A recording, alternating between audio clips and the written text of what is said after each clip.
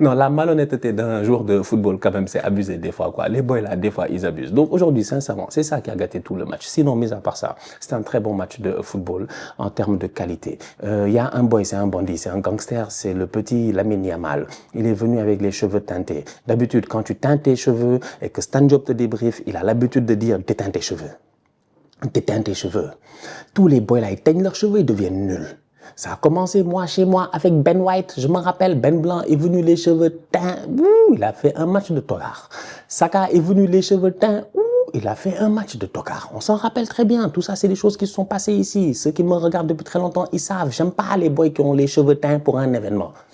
C'est d'habitude, il y a quelque chose qui fait que ça marche pas. Mais quand tu t'appelles Lamine Yamal, les choses se passent différemment. Aujourd'hui, sincèrement, Lamine Yamal nous a sorti une top performance. Il a été sensationnel. Sur le but de Jules Koundé, en fin de rencontre, il est à terre, il court pas célébrer, il se couche tellement il est fatigué. C'est Lamine Yamal qui donne 2 passes décisives. C'est Lamine Yamal qui donne des petits ballons entre les jambes de Jude Bellingham. C'est Lamine Yamal aujourd'hui qui, sincèrement, a tout simplement été sensationnel. Franchement, je le salue, je l'applaudis pour son match. Un petit qui prend ses responsabilités, un petit qui n'arrête pas de gagner des trophées.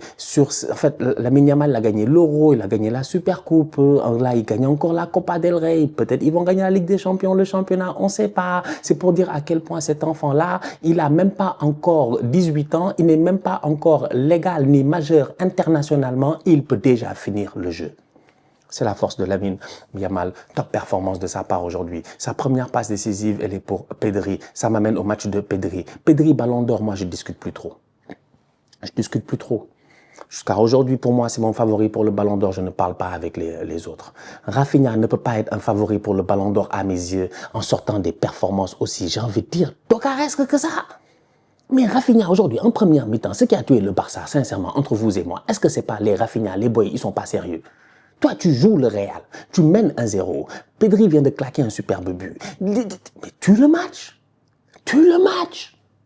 Tue le match. Mais tu ne peux pas tuer le match. Pourquoi? Parce que Rafinha, on lui donne 2-3 ballons, il est incapable de cadrer, il met des frappes trop croisées. Parce que Rafinha, on lui donne le ballon, c'est un 3 contre 2. Il y a Yamal de l'autre côté, il continue sur la frappe croisée. Parce que Rafinha, il y a Olmo qui est là en retrait, il fait une frappe croisée. Il a passé son temps à foutre dehors des frappes croisées. C'est ça pour moi le match de Rafinha aujourd'hui. Mauvais match de sa part, c'est un classico. Le Barça a besoin de lui. Ils ont besoin d'un Rafinha au top de sa forme qui soit précis.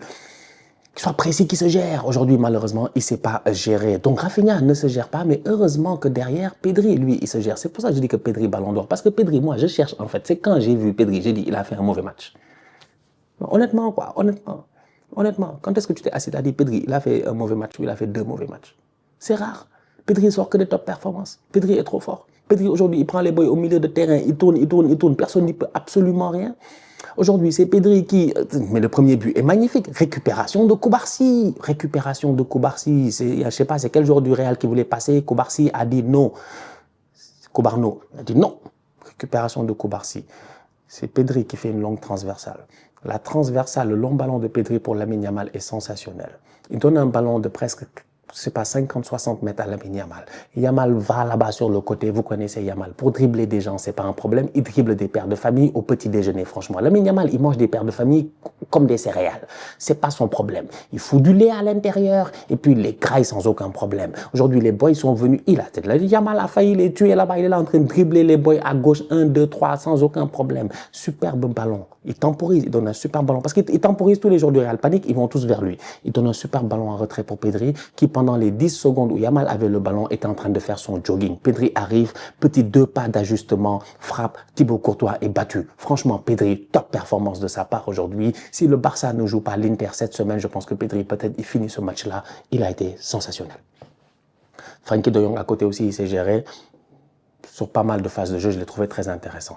En face, au niveau du Real, tu as un joueur qui sort du lot, c'est Jude Bellingham. Franchement, Bellingham, je l'applaudis.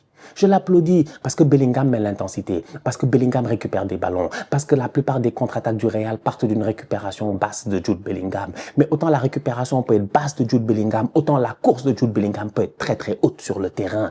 C'est pas un numéro 6, mais il a le volume de jeu d'un numéro 6 et il a l'intensité, je dis bien, d'un 9,5, de je sais pas comment tu veux appeler ça en fait. Il passe son temps à se projeter, à aller chercher des ballons dans la surface de réparation. Top performance de la part de Jude Bellingham aujourd'hui. Un match où le Barça doit tuer le match en première mi-temps. Quand le Barça mène 1-0 sur un but de Pedri, le Barça peut mener 2-0 avant la mi-temps. Malheureusement, il ne se gère pas. On revient en deuxième mi-temps, Carlo Ancelotti fait des changements. Là, ça commence à être un peu plus intéressant. Pourquoi? Parce que sur le terrain, en première mi-temps, au niveau du Real, il y a un boy, il s'appelle Rodrigo. En fait, il y a deux boys, Rodrigo et Rafinha. Avec eux, il y a R. Deux tocards.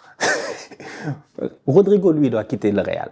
Il doit venir à Arsenal, il doit aller dans un club où on va le respecter, on va le faire jouer, il va reprendre la confiance qu'il avait et tout cela. En ce moment, il est en train de galérer ces dernières semaines au Real. Rodrigo ne se gère pas aujourd'hui. Malheureusement, son match n'est pas très bon. Il sort, il y a un...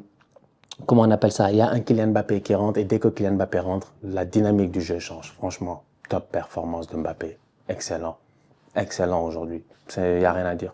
Il a claqué son coup franc. Cette fois-ci, c'est un vrai coup franc. On peut pas dire que le ballon a été machin, c'est touché, pas touché, direct, indirect. C'est un vrai coup franc.